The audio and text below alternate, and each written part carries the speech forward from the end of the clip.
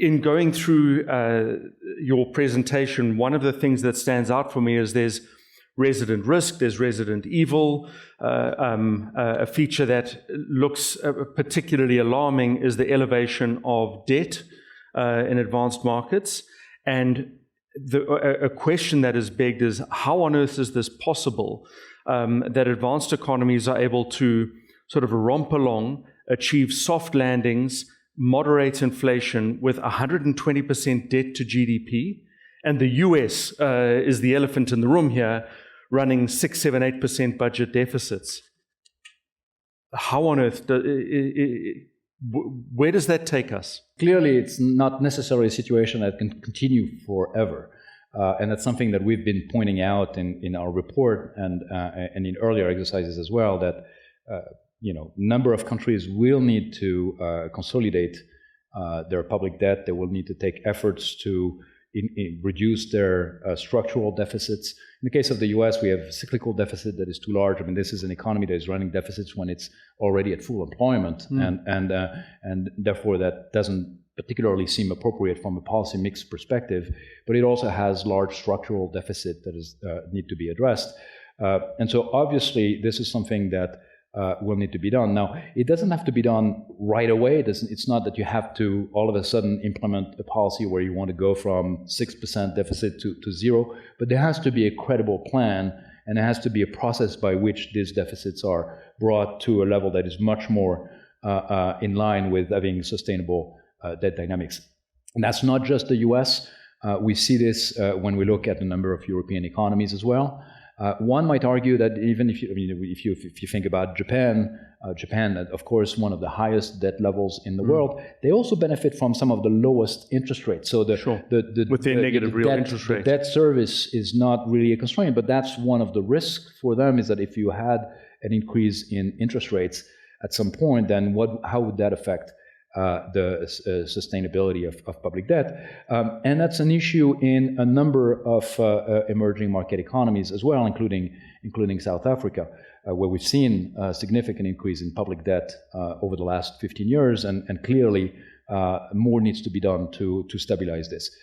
So the markets seem to be relatively not alarmed about this, especially in advanced economies right now. But the problem with a situation like this is it can move very, very quickly, and you don't want to be in a situation where the market dictates what is going to happen. So countries need to be ahead of the game, and they need to put in place credible consolidation efforts so that they are not at some point subject to the market pressure. I know we're here to talk economics. It's impossible to do economics without the politics.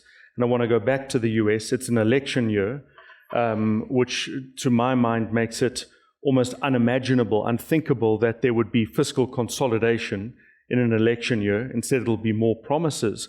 I'm curious what you think, if there is going to be consolidation that is imposed on the US rather than by their election, or by their choice. Let me not mix the terms.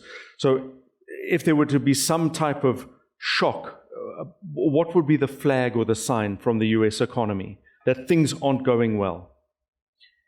Well, so I think you can look back at recent history. You can look at what happened just 3 or 4 months ago.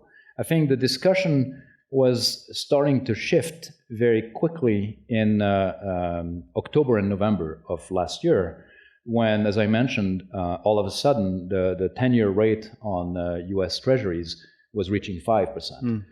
And a lot of that increase was not because the markets then expected the Federal Reserve to increase interest rates. So it was not reflecting expected increase in the Fed funds rate in the future. It was really reflecting what we call a term premium. It was reflecting a lack of appetite, if you want, by the market about these 10-year treasuries that were issued, and in the context of very large volume of issuance. And so then there was a question of how much appetite the market will have. And the discussion was clearly moving in the direction of, well, something will need to be done. And so I think this is a sense in which there can be market pressure coming in. Now, in that particular episode, at some point the market got focused on the disinflation path and the pivot by central banks, and optimism came back because now the narrative became, well, the policy rate is going to go from 5% to something, it will, depending on the number of cuts you expect, it will be coming down to 4% or maybe whatever. And so therefore that's going to ease also some of the fiscal pressure. And so some of that pressure waned. But it could come back, and I think this is the sense in which it needs to be addressed ahead of time. Now, you're exactly right that not just in the US, but in all countries that are facing election, I think the promises of fiscal stabilization that are now on the books have to be taken maybe with a little bit of a grain of salt.